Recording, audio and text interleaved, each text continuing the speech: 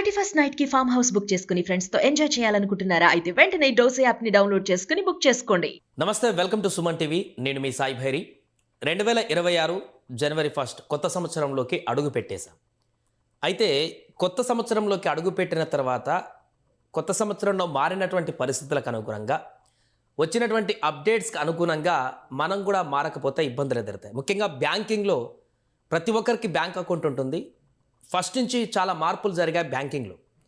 So మరి ఈ 2026 జనవరి 1 నుంచి బ్యాంకింగ్లో ఎలాంటి మార్పులు జరిగాయి, బ్యాంక్ అకౌంట్ ఉన్నవారు ఎలాంటి ఈ యొక్క మార్పులు చేసుకోవాల్సి ఉంది, దీనికి సంబంధించి పూర్తిగా మనం మాట్లాడదాం. మనతో పాటు బ్యాంకింగ్ ఎక్స్పర్ట్ రాంబాబు గారు జూమ్లో సిద్ధంగా ఉన్నారు. సార్ నమస్తే. సార్ నమస్కారం సార్. జనవరి 1 నుంచి 2026 నుంచి చాలా మార్పులు జరిగాయి. డిసెంబర్ 31 లోపే ఇదంతా చేసుకోవాలని నిన్న మొన్నటి దాకా కొన్ని వార్తలు రావడం జరిగింది. సార్, జనవరి 1 నుంచి అసలు ఎలాంటి మార్పులు జరిగాయి, బ్యాంక్ అకౌంట్ ఉన్న ప్రతి ఒక్కరు కూడా తెలుసుకోవాల్సినటువంటి ప్రధాన అంశాలు ఏంటి? ముఖ్యంగా బ్యాంక్ అకౌంట్స్ లో వచ్చేటటువంటిది రిజర్వ్ బ్యాంక్ ఆఫ్ ఇండియా ఇచ్చినటువంటి గైడ్ లైన్స్ ఆధారంగా మనం చూస్తే కేవైసీ నామ్స్ అనేటటువంటిది ప్రధానమైనటువంటి నామ్స్. అవన్నీ కూడా అంటే నో యువర్ కస్టమర్, కేవైసీ అంటే full form know your customer అనేటటువంటిది. దానికి కొన్ని నిబంధనలు ఏర్పాటు చేసినారు. సో దాని ప్రకారం ఇది నిరంతరాయంగా జరిగేటటువంటి ఒక ప్రక్రియ మాత్రమే. ఎవరెవరికైతే బ్యాంక్స్ లో అకౌంట్స్ ఉంటాయో వాళ్ళ యొక్క అకౌంట్ని అప్డేట్ చేసుకోవటం, వాళ్ళ యొక్క ఆధార్ వివరాలు కానీ పాన్ వివరాలు కానీ, అదే రకంగా వాళ్ళకు ఉన్నటువంటి అకౌంట్కి ఏదైతే ఉందో ఎస్ఎంఎస్ అలర్ట్ చేసుకునేటటువంటి మొబైల్ నెంబర్ని చాలా జాగ్రత్తగా చూసుకోవటం, ఇవన్నీ కూడా చాలా ప్రధానమైనటువంటి అంశాలు. ముఖ్యంగా అలర్ట్, ఎస్ఎంఎస్ అలర్ట్, ఎక్కడైతే మనం ఒక ట్రాన్సాక్షన్ మన అకౌంట్లో జరిగిందో ఆ జరిగినటువంటి వెంటనే, జరగడానికి ముందు, జరిగినప్పుడు, జరిగిన తర్వాత కూడా మనకి ఇన్ఫర్మేషన్ బ్యాంక్ నుంచి వచ్చేటటువంటిది ఎస్ఎంఎస్ అలర్ట్. ఆ ఎస్ఎంఎస్ అలర్ట్ మనం రిజిస్టర్డ్ మొబైల్ నెంబర్ ఎక్కడైతే మనం చేసుకుంటామో అకౌంట్ తో, ఆ రిజిస్టర్డ్ మొబైల్ నెంబర్ కరెక్ట్ గా ఉందా లేదా అనేటటువంటిది ఒక హోమ్ బ్రాంచ్ లో నిరంతరాయంగా మనం చెక్ చేసుకోవాలి. జరుగుతున్నటువంటి ఫ్రాడ్స్ ని కనుక మనం చూస్తే ఈ మొబైల్ నెంబర్లకి అలర్ట్లు వెళ్లకుండా వేరొక మొబైల్ నెంబర్లు దానిలో రిజిస్ట్రేషన్ చేస్తూ ఆ రకమైనటువంటి ఫ్రాడ్స్ చేయటం ఈ మధ్య ఈ డిజిటల్ ఫ్రాడ్స్ చేసేటటువంటి విభాగం కనుక్కుంది. అందుకని వాళ్ళు చెప్పేటటువంటి ఒక సూచన ఏమిటంటే, మీరు కనీసం ప్రతి 6 నెలలకో ప్రతి 4 నెలలకో ఒకసారి, లేదా మీరు ఎప్పుడెప్పుడైతే ట్రాన్సాక్షన్స్ చేసినారో ఆ అలర్ట్ మీ మొబైల్కే వస్తున్నాయా, మీ మొబైల్కి రావటం లేదా, ఒక్కొక్కసారి సర్వర్ డౌన్ అయినా, ఒక్కొక్కసారి సిగ్నల్స్ వీక్ అయినా ఆ కన్సర్న్డ్ ఆ మొబైల్ నెంబర్కి అప్పుడప్పుడు రావు ఎస్ఎంఎస్ అలర్ట్. సో రానప్పుడు ఇమీడియట్ గా హోమ్ బ్రాంచ్ కి వెళ్ళి మనం చెక్ చేసుకోవటం అనేటటువంటిది మన అకౌంట్ భద్రత దృష్ట్యా అవి అనివార్యం. జరిగిన తర్వాత, చేతులు కాలిన తర్వాత ఆకులు పట్టుకోవటం కంటే, జరగక ముందే మన అకౌంట్ లో మనం చేసేటటువంటి ట్రాన్సాక్షన్స్ మన నోటీస్ లోకి ఉన్నాయా లేదా. ఎస్ఎంఎస్ అలర్ట్ ముందు ఎట్లా వస్తుంది, ఫలానా చెక్ ప్రెజెంట్ చేయబోతోంది. ఇప్పుడు ఫిజికల్ గా ఏ బ్రాంచ్ లో కూడా ట్రాన్సాక్షన్స్ రూపంలో చెక్కులు కావటం లేదు. చెక్కులు క్లియరెన్స్ కోసం వేరే విభాగాలు ఉన్నాయి. అదే రకంగా ఈ రోజు కనుక మనం ఒక చెక్ కలెక్షన్ కనుక ఇస్తే అది సాయంత్రానికో రేపు ప్రొద్దునకో వచ్చేటటువంటి విధంగా మార్పులు అభివృద్ధి చెందే.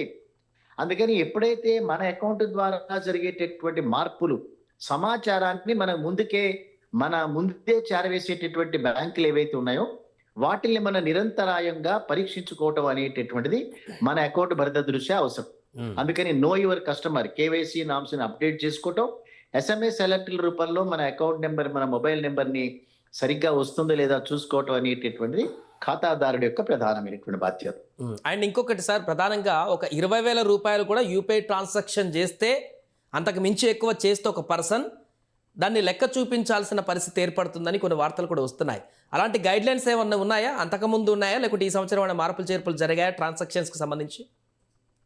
ఇంతవరకు అటువంటి మార్పులు ఏమి లేవండి. మార్పులు అంతకు మునుపు ఉన్నటువంటిది ఇవాళ వరకు కూడా ఉన్నటువంటిది ఏంటంటే 10 లక్షల రూపాయలు క్యాష్ ట్రాన్సాక్షన్స్. అంటే ఏదైనా ఒక ఖాతాలో సంవత్సరం లోపల 10 లక్షల రూపాయలు పైబడి కనుక క్యాష్ విత్డ్రాల్స్ కనుక చేసే మాట అయితే అది తప్పనిసరిగా ఇన్కమ్ ట్యాక్స్ డిపార్ట్మెంట్ కి దాన్ని బ్యాంకులే చేరవేస్తాయి సమాచారాన్ని. అదే రకంగా ఒక అకౌంట్ లో 2 లక్షల రూపాయలు పైబడి మనం కనుక క్యాష్ కనుక విత్డ్రా చేస్తే దేనికోసం మనం విత్డ్రా చేస్తున్నాం అనేటటువంటిది మనం ప్రధానంగా బ్యాంకు చెప్పాల్సినటువంటి అవసరం.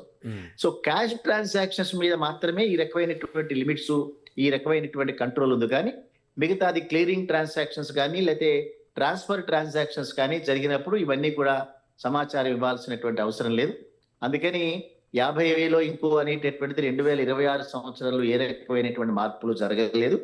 క్యాష్ ట్రాన్సాక్షన్స్ చేసేటప్పుడు మాత్రం తప్పనిసరిగా అవి ఎందుకు మనం దాన్ని క్యాష్ విత్డ్రా చేయాల్సి వస్తుందని ఇవాళ కాకపోయినా రేపైనా డిపార్ట్మెంట్ కి తెలియజేయాల్సిన అవసరం ప్రతి ఖాతాదారుడి మీద మాత్రం ఉంటుంది. అంటే జనరల్గా ఇప్పుడున్నటువంటి నామ్స్ ప్రకారం ఒక యూపీఐ ట్రాన్సాక్షన్ ద్వారా డైలీ ఎంతవరకు ట్రాన్సాక్షన్ చేయొచ్చు సార్ ఒక పర్సన్? ఒక్కొక్క బ్యాంకు ఆ యూపీఐ ట్రాన్సాక్షన్స్ లో ఒక్కొక్క లిమిట్స్ పెడతారు. ఎట్లా పడితే మనం అట్లా 2 లక్షలు 3 లక్షలు మనం ట్రాన్స్ఫర్లు చేసుకోవడానికి కుదరదు. కొన్ని బ్యాంకులు 35,000 రూపాయల వరకు మాత్రమే అలౌ చేస్తాయి. కొన్ని బ్యాంకులు 50,000 రూపాయల వరకు కూడా యూపీఐ ట్రాన్సాక్షన్స్ ఒక ట్రాన్సాక్షన్స్ కి ఒక రోజులో చేసేటటువంటి అవకాశాలు ఉంటాయి. సో చిన్న మొత్తాల ద్వారా చేసుకునేటటువంటి ట్రాన్స్ఫర్లు తప్ప అదర్వైజ్ పెద్ద మొత్తాలు లక్షల రూపాయల్లో కనుక మనం యూపీఐ ట్రాన్సాక్షన్ చేయాలంటే అన్ని బ్యాంకులు వాటిని అలౌ చేయవు. ఖాతాదారుడి యొక్క స్టేటస్ ను బట్టి కూడా ఉంటాయి. ప్రతి ఖాతాదారుడికి ఆ రకమైనటువంటి లిమిట్స్ అనేటటువంటిది ఎక్స్టెండ్ చేయరు. అందుకని అనేక ట్రాన్సాక్షన్స్ మనం 50,000 రూపాయల లోపలే జరిగేటటువంటి ట్రాన్సాక్షన్స్ కాబట్టి ఒక రోజులో ఇంత మొత్తాన్ని మాత్రమే బ్యాంకులు అలౌ చేస్తాయి. ఒక్కొక్క బ్యాంకుకి కొన్ని తేడాలు మాత్రం దీనిలో ఉన్నాయి. సో ఇప్పుడు ప్రధానంగా 2026 అని చెప్పుకుంటే కొత్తగా చాలా మందికి అపోహాలు ఉన్నాయి. అరే ఏదేదో అప్డేట్ అంటున్నారు, 2026లో కొన్ని మార్పులు జరిగాయి బ్యాంకింగ్లో అంటున్నారు. అలాంటి వారికి తెలియనటువంటి వారికి మీరు ఇచ్చేటువంటి సలహా ఏంటి, సూచనలు ఏంటి, అట్లాంటిది ఏమైనా జాగ్రత్తలు ఉన్నాయా? అంటే జాగ్రత్తలు అంటే ఇప్పుడు ఈ గడిచిన 10-11 సంవత్సరాల కాలంలో ఎన్డీఏ ప్రభుత్వం ఏదైతే ప్రభుత్వంలోకి వచ్చిన తర్వాత వీళ్ళు తలపెట్టేటటువంటి కార్యక్రమాలు బ్యాంకింగ్ రంగంలో చాలా పెద్ద ఎత్తున మార్పులకి వీళ్ళు శ్రీకారం చుడుతున్నట్టుగా తెలుస్తోంది. ఒకసారి కనుక మన చరిత్రలో కనుక వెళ్తే గడిచినటువంటి 200-300 సంవత్సరాల కాలంగా అంటే 1969 కంటే ముందు ఒక రకమైన బ్యాంకింగ్, 69 తర్వాత మరొక రకమైనటువంటి బ్యాంకింగ్, 69 కంటే ముందు 100 సంవత్సరాలు ప్రైవేట్ రంగం చేతిలో ఉండేటటువంటి బ్యాంకింగ్ రంగం 69వ సంవత్సరంలో మాత్రమే 28 పెద్ద బ్యాంకులన్నీ కూడా ప్రభుత్వ రంగం చేతిలోకి వచ్చినాయి. ప్రభుత్వ రంగం చేతిలోకి వచ్చిన తర్వాత మాత్రమే దానిలో రిక్రూట్మెంట్స్ పెరిగాయి. నిమ్న వర్గాలు, అల్ప ఆదాయ వర్గాలంతా కూడా రిక్రూట్మెంట్స్ అయినారు. దాంట్లో వెనుకబడినటువంటి వర్గాల వాళ్ళందరూ కూడా రిక్రూట్మెంట్స్కి వచ్చినాయి.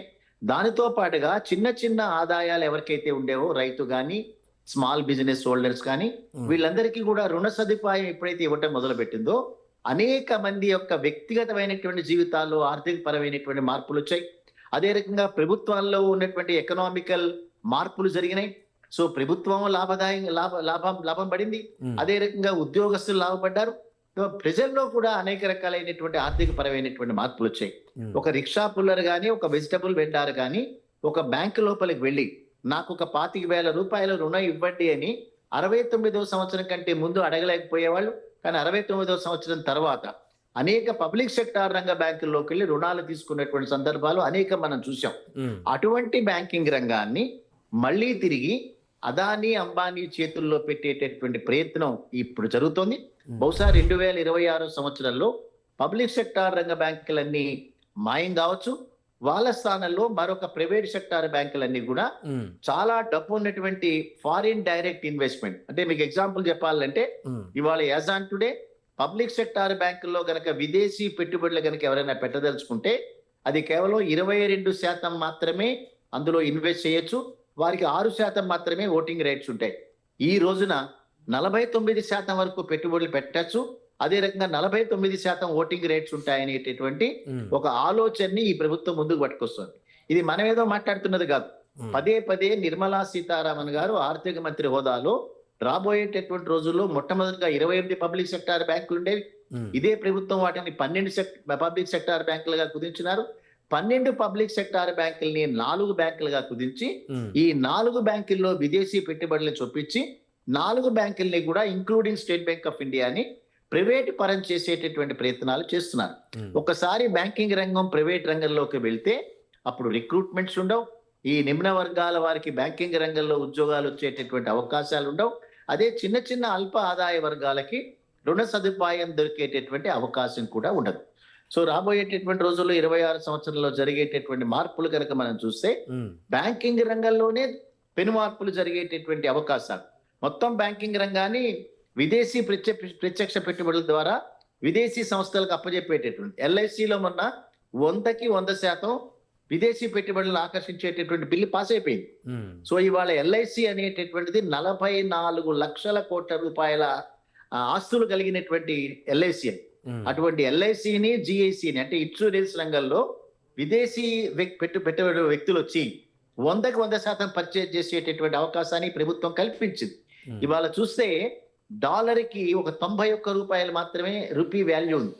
సో డాలర్ అనేటటువంటిది స్ట్రాంగెస్ట్ కరెన్సీగా ఉన్నటువంటి సందర్భంలో ఉమ్, డాలర్ని పట్టుకుని ఎవరైనా బయట వ్యక్తులు కనుక వస్తే చాలా ఈజీగా ఇన్సూరెన్స్ రంగాన్ని క్యాప్చర్ చేసేసినారు.